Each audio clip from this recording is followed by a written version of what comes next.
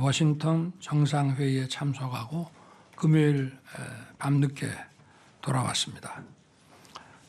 나토 정상회의 참석에 앞서 대한민국 현직 대통령으로는 처음으로 하와이에 있는 미국의 인도 태평양 사령부를 방문했습니다. 인태 사령부는 지구의 절반을 차지하는 광활한 지역을 담당하고 있습니다. 따라서 한반도 안보에도 매우 중요한 역할을 담당하는 곳입니다. 이번 방문을 통해 인태 사령부의 방대한 정보 및 작전 운영 현황을 직접 확인했습니다. 그리고 한반도 안보를 위한 인태사의 대비 태세와 우리 군과의 협력 현황에 대해 심층적인 보고도 받았습니다. 인태사의 지휘관과 장병들은 한미 동맹의 단단한 결속을 확인해주며 뜨겁게 환대해 주었습니다.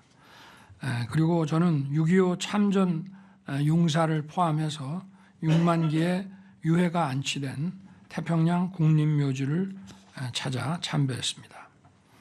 이 자리에는 6.25 전쟁 미군 참전 용사 이미 90을 넘긴 이런 노병 6분과 함께 했습니다.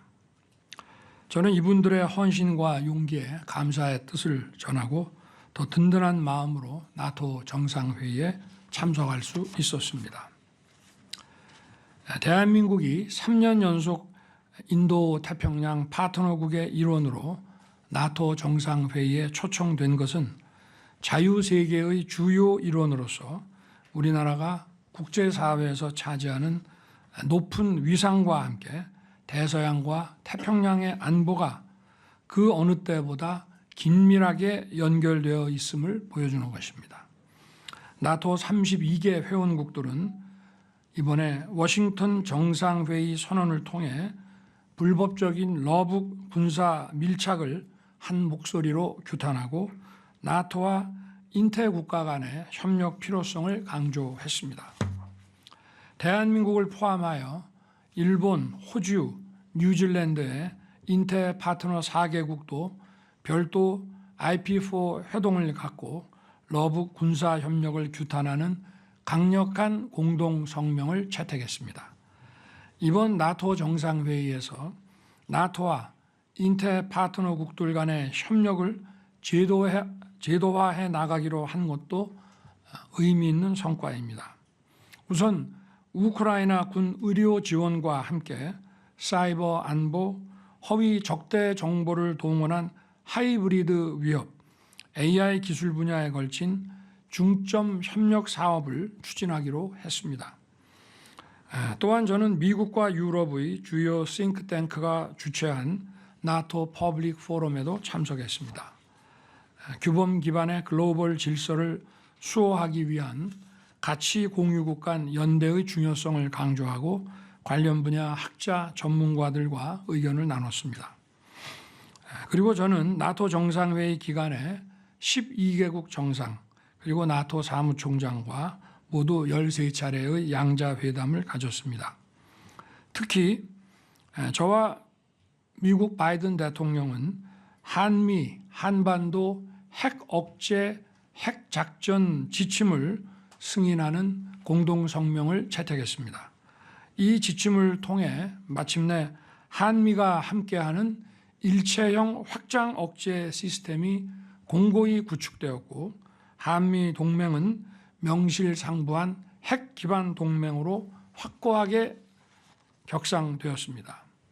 전시와 평시를 막론하고 미국의 핵 자산에 한반도 임무를 특별 배정함으로써 이제 우리는 어떤 종류의 북핵 위협에도 기민하고 효과적으로 대응할 수 있는 태세를 구축하게 됐습니다. 숄츠 독일 총리와는 독일의 유엔 사령부 회원국 가입 결정을 축하하고 환영했습니다. 독일의 유엔사 가입은 유엔사의 대북 억제력에 한층 힘을 실어주게 될 것입니다. 스톨텐베르그 나토 사무총장과는 우크라이나 전장에 투입된 북한 무기에 대해 한국과 나토 간 정보 공유를 체계화하고 공조를 강화하기로 했습니다. 뿐만 아니라 우리 정부가 인증한 국산 항공기의 비행 안전성을 나토가 공식 인정하는 감항 인증 인정서를 체결했습니다. 이를 통해 우리나라와 나토의 항공 분야 방산 협력이 더욱 가속화될 것으로 기대됩니다. 7월 초에 새롭게 취임한 영국의 키어 스타머 총리, 네덜란드의 딕 스코프 총리도 만났습니다. 영국과는 작년 국빈 방문 때 채택한 한영 다우닝가 합의를 더욱 발전시켜 나아가기로 뜻을 모았고, 네덜란드와는 국빈 방문 시 맺었던 한 네덜란드 반도체 동맹을 내실 있게 이행해 나가기로 했습니다. 체코, 스웨덴, 핀란드, 폴란드, 노르웨이, 캐나다, 룩셈부르크와는 원전과 고속철을 포함한 인프라와 국방 역량 강화 사업에 우리 기업들이 참여하는 문제를 심도 있게 논의했습니다. 아울러 미국, 일본을 비롯한 주요 국들과 러북 협력 그리고 영내 안보 현안 대처에 긴밀히 협력해 나가기로 했습니다. 각 부처는 이번 13차례 양자회담의 후속 조치들을 세심하게 챙겨주기 바랍니다. 전국적으로 장마가 계속되고 있습니다. 지난주에는 기록적인 집중호우가 이어지며 안타까운 피해가 발생해서 마음이 무겁습니다. 돌아가신 분들의 명복을 빌며 유가족과 피해를 입으신 분들께 위로의 말씀을 드립니다. 정부는 피해 지역에 대한 실질적인 지원과 복구를 최대한 서둘러 추진하겠습니다.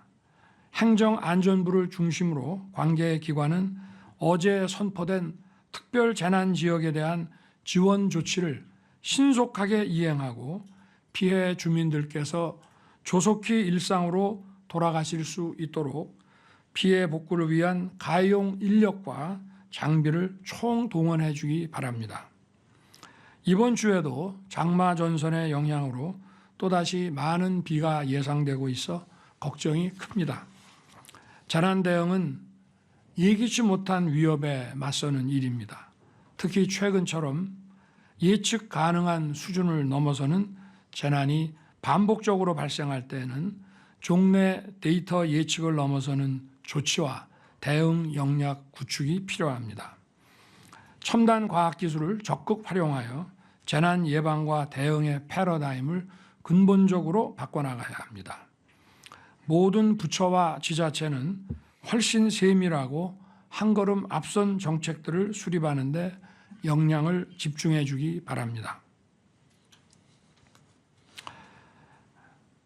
내년은 광복 80주년입니다. 오늘 우리가 누리는 자유와 번영을 위해 얼마나 많은 희생과 헌신이 있었는지 다시 한번 되짚어 볼 때입니다. 오늘 국무회의에서는 범국가적인 광복 80년 기념사업을 추진하기 위한 대통령령의 제정안이 상정됩니다. 모든 국민이 함께 머리를 맞대어 대한민국 광복 80년의 역사와 글로벌 중추국가 비전을 보여줄 기념사업들을 함께 만들 것입니다. 기미 독립선언서에서 자유의 정신과 세계 평화를 외친 독립운동가들의 꿈은 이제 한 세기를 지나 세계의 자유, 평화, 번영에 기여하고자 하는 대한민국의 비전이 되었습니다. 자유의 회복을 넘어 자유의 확장으로 이어진 우리의 독립운동 정신은 지금도 현재 진행형입니다. 아직도 끝나지 않은 자유를 향한 전진이 더 힘찬 발걸음으로 이어질 수 있도록 국민 여러분께서도 함께 힘을 모아 주시기 부탁드립니다. 감사합니다.